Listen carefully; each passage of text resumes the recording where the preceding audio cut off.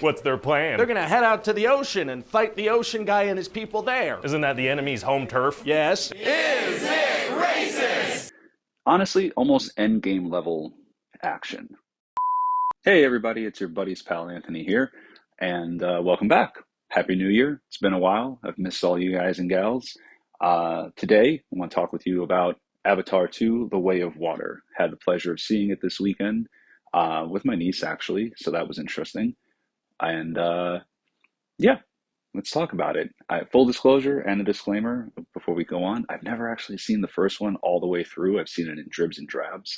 And I really can't tell you why I never saw it all the way through, or in theaters for that matter. I've been wondering that myself, and I can't remember why I never saw it. So there. But I did see the sequel. I enjoyed the hell out of it, and we're going to talk about it. Steve, roll that intro, please. Hold on to your butts.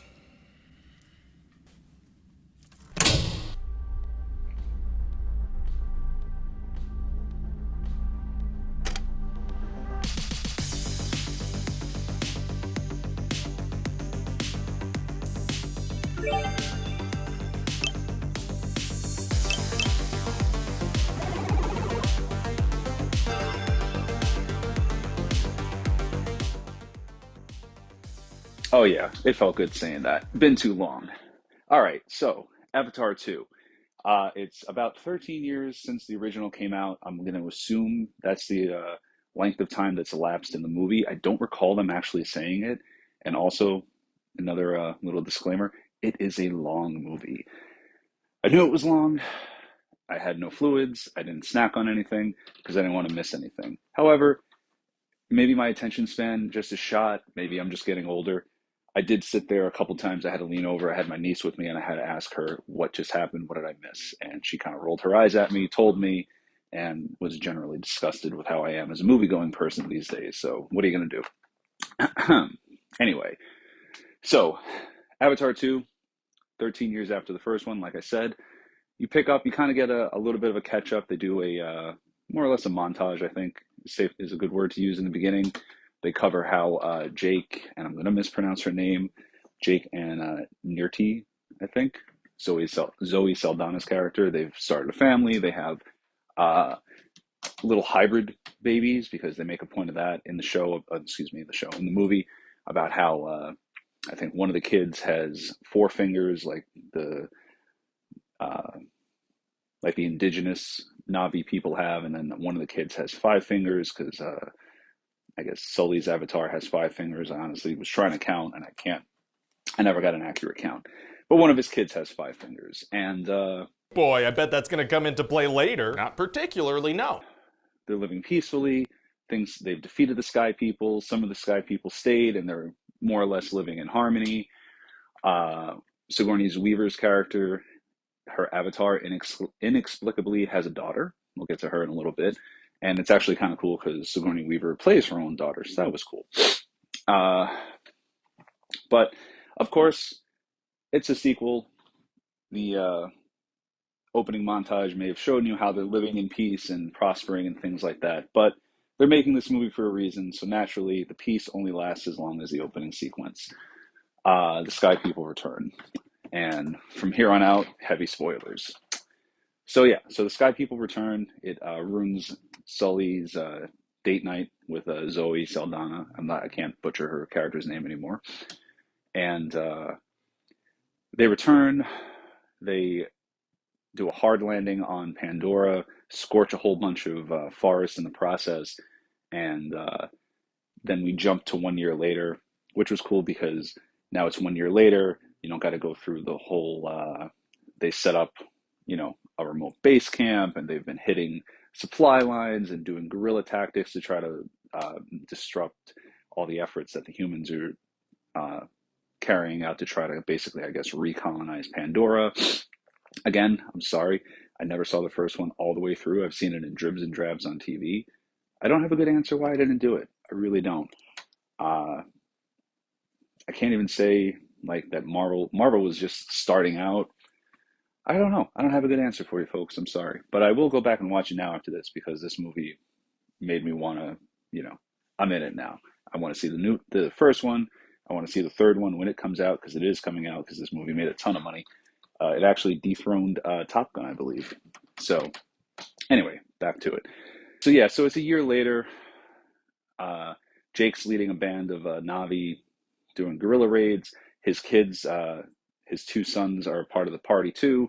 And one of them is like the good soldier type, and the other one is kind of like impulsive, and he wants to prove himself, things like that. So he gets into trouble more often than not.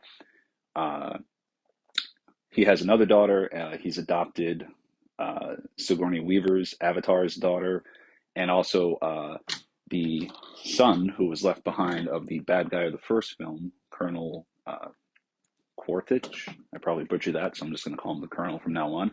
He adopts the Colonel's son too, as kind of like a cousin. They call him for most of the film. His name is Spider. So yeah, not a good. If anybody here remembers Goodfellas, it doesn't really work out for Spider, but maybe it will for this Spider. We'll find out together. Hey, Spider!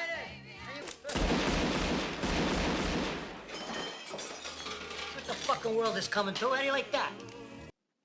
Anyway, yeah, so there you go, and they find a way to bring back the Colonel because they tell you somehow Palpatine returned.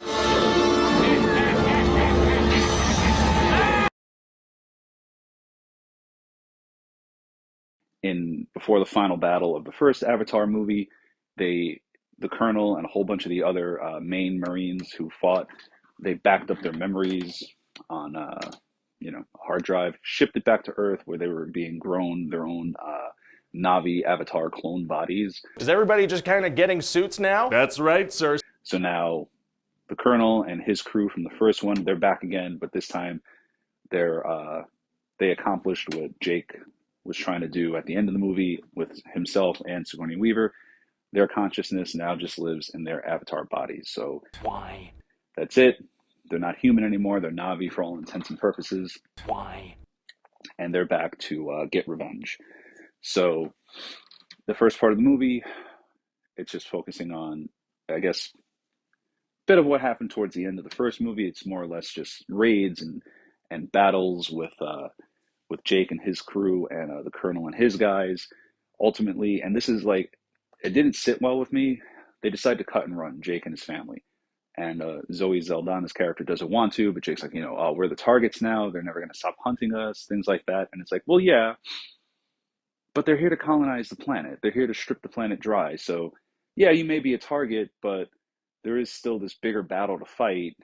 Phastos doesn't want to help the group save the world when they meet up with him. He claims that he won't help because he has to take care of his human son and human husband. Newsflash, pal. They live on the Earth. And you're going to run away with your family and let the rest of the Na'vi people deal with it, essentially.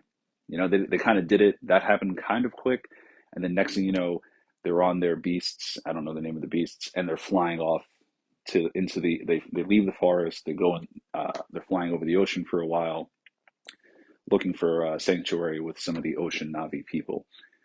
And then that's it. They don't go back. They don't go back to the forest, really.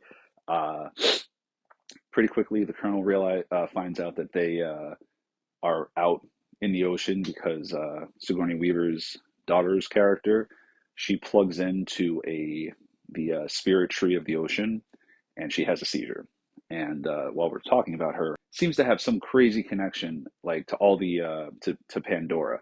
She's in the water where Jake's sons and youngest daughter have a little bit of trouble acclimating to the idea of how long to hold their breath and just being, water Na'vi people now. She takes to it like no problem. She's holding her breath. She's able to the wildlife in the water. If she dips a toe in the water, it's swimming around her like they know her, like she's some sort of important thing. She's able to jumping around a little bit. She's able to control, just by being in the water, she can control some of the water life. And so anyway, they find out where they are because she plugs into the spirit tree, has a seizure, and Jake calls some of the humans that are still on their side to come out and give her an exam. And that tips off the Colonel. They start heading out there to search, so on and so forth. Somehow Palpatine returned.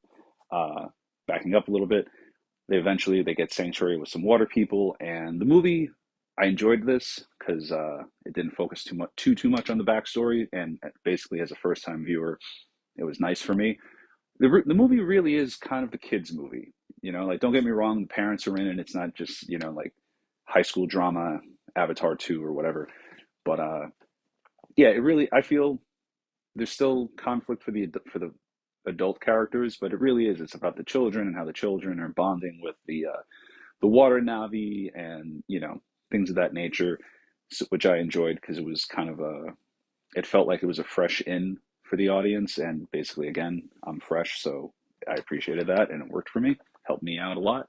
Like with the opening sequence, their piece is relatively short-lived. The kids, they actually strike that. They never really have peace because the screw up son, the son who, is a little more undisciplined and emotional.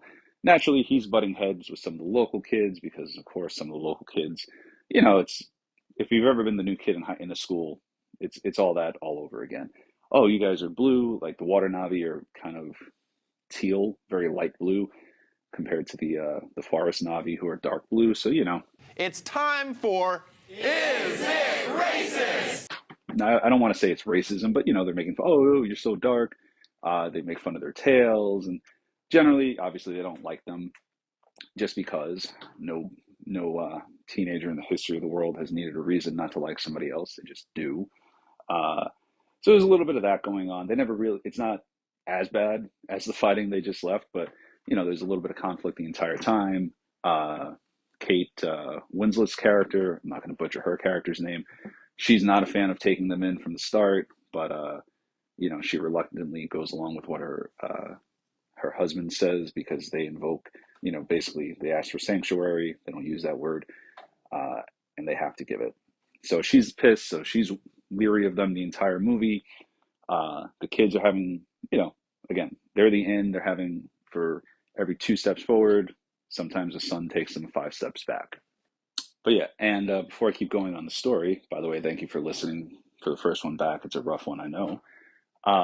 Before I keep going, this movie looks amazing. I know that I say that a lot, and I probably have to just get more critical like Sal and Steve do, but it's it really is. In the way that, so for comparison, I said a movie I hate. I said The Last Jedi looked amazing compared to the theatrical Justice League. I believed Last Jedi, they were in space. I didn't believe that the Justice League was standing, like they had a scene where they were in a park and they had a scene where Superman was in a field. Did not believe it. Versus Last Jedi, where I believe they were in space. It looked that much better. This movie looks terrific. There's no CGI issues that I can spot. They're in water most of the time. They're dealing with the equivalent of whales in the water that they have a spiritual connection to. So you see a lot of these creatures, a lot of up close shots. It looks beautiful. I know Marvel can't wait 13 years between movies, but maybe space things out a little bit more or get a little bit more into practical effects where you only need minor CG touch-ups because, when you see a really good CGI movie like this, all it does is embarrass all the other ones. So I will say that it is a beautifully shot movie. It's a beautifully created movie for all the people who spent hours and hours and hours creating this world and their digital bodies and all the creatures and everything. They deserve a round of applause. Steve, please. And yeah, it's just really something to watch this movie. So there you go. Anyway, let's wrap this up. So the troubled son, he makes friends with an outcast whale creature. And I don't find this funny anymore. It never was supposed to be. Which is cool because, it's 2 outcasts bonding together and things of that nature. When they escaped, by the way, pardon me, when they escaped the forest, Spider, the colonel's son, he got held hostage and they couldn't go back for him. So he, this entire time, has been with the colonel and his avatars, while they're hunting Jake and everybody else. And he basically, the colonel's, of course, playing games. He's trying to get the guy to betray Jake. He won't do it. So he comes back. He's in the movie, too, this entire time. He wasn't a throwaway character. Sorry if I made it seem like he was. So did Jake just abandon the Colonel's son, aka like their adopted cousin, then just leave him behind to die with the Colonel, his own dad?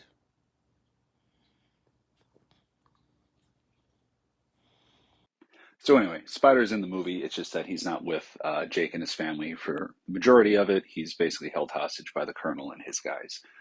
Anyway, so now after all this, Sigourney Weaver's daughter, she plugs in, she has a seizure. Humans come out to help her. They fly out on a transport, and that's what gives away their location to the Colonel and his guys. So now they're making a beeline for Jake's people. And it's weird, I guess, because I got the impression from the couple of viewings I've seen of the first one, broken up, like I said, I thought they kicked all of the humans off Pandora. I guess in the year, since the beginning of this movie, when they jump a year ahead. I guess in that year they brought more humans back because there's the equivalent of whalers in this movie now, and that's what the Colonel and his guys commandeer a whaling ship basically to go after Jake and his family. So, What's their plan? They're gonna head out to the ocean and fight the ocean guy and his people there. Isn't that the enemy's home turf? Yes. Thank you.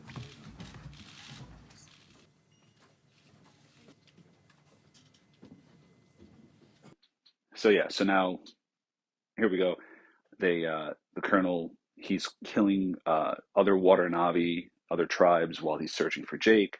Nobody's giving up Jake, whether because they really just don't know where he is, or because they've heard about all he's done for the Navi and they're protecting him. But eventually, of course, the Colonel does find him, and then you're in for just honestly, almost end game level action. Like for me, there wasn't as much payoff because this wasn't 13 years and there wasn't cool moments like, Avengers Assemble or just seeing everything you saw in that final fight, all that payoff. But just in terms of scale, yeah, it's a huge fight. And again, it looks good. The CG was fantastic. The action was amazing. I was very in it. It kept me entertained. And really, that's all I want from a movie. It engaged me, gave me stuff to think about, gave me a couple of exciting edge of your seat type of moments. And yeah, so they have this huge fight. Naturally, there are stakes in this movie. Unfortunately, Jake's older son, the one who's more disciplined and soldier-like, he, during a rescue attempt for Sigourney Weaver's daughter and Jake's youngest daughter's characters, he gets shot and eventually he dies. So Zoe Saldana loses her shit, which is cool to see. And at one part during the final fight, the Colonel has Weaver's daughter held at knife point, and Spider is there now, and he's helping Jake and them and everything, and the kids are all happy to have him back, and you just see like she's lost her shit. She grabs him and she has a knife now to his throat, and you're like, oh, uh-oh. So, because she, also, pardon me, I forgot to say, she liked him, but, she was always like leery of him, the little interaction you see before they get separated. And, the kids were more worried about Spider. She never really mentioned Spider again. So you get the idea, at least I did, that she was kind of like, all right, well, good riddance that was just trouble waiting to happen. And now you see it's a little fucked up, honestly. It's time for Is It Racist? She just like pulls the kid, and I get it, she's grieving, but she has a knife on this kid who's grown up side by side with her kid. So, Is It Racist? Little cold, but also a mother grieving, so who am I really to argue? But yeah. So again, huge fight, lots of great action. I won't try to give you a beat by beat of that. You just have to go watch it. You're going to enjoy the hell out of it. And then yeah, both Jake and the Colonel, they're beaten, they're bloody. The ship that they're on, which has sustained a lot of damage throughout the battle, it rolls over and now is, upside down. They're trapped. All these things, many different points you think, wow, they're going to kill some of the main characters, because that's the impression I got. But they didn't go there. Sigourney Weaver's character uses her unexplained and amazing superpowers to go save Zoe and the youngest daughter. The troublesome son, saves Jake, who's pretty much had his, he's had his ass kicked. He's beaten up. He's bad. He's dying after the fight just because he can't hold his breath to do this dive to escape. They all escape, and then in a weird moment, because the entire movie Spider hates the Colonel, his Avatar father. He shows no signs of. I mean, occasionally you get a hint that he might be interested in a father-son relationship, but the way the Colonel's been towards the Na'vi people, Spider's had a problem with this entire time. Jake, and also I will say this: Jake doesn't finish the job. Wait, stop. He has him in a chokehold. Could have snapped his neck. Could have stabbed him. Could have shot. Well, not shot him. He was out of bullets, but could have done anything. And what does he do? Chokes him out, kicks him to the bottom of the ocean that they're fighting on, and leaves him. Something wrong? Which was like, oh, okay, well, so he's coming back for the sequels. Or is he? I thought he was just dead, and then Spider, in the middle of all this, while searching for Jake and his family, finds the Colonel and saves him. Don't know why he did that. That really made that was a head scratcher. Like, really? You haven't shown any interest in this guy this entire movie. He killed your brother, or at least, he's responsible for your brother's death because it was his soldiers, but you save him inexplicably. Okay, fine. So yeah, and then eventually the Sullys survive, minus one son, sadly, R.I.P. And they have their burial for him. Spider's with the family again. The Colonel is off licking his wounds, presumably back with the humans, regrouping for round 3 at this point. And yeah, that's Avatar. That's not everything. That's just the best of my recollection. But a really good movie.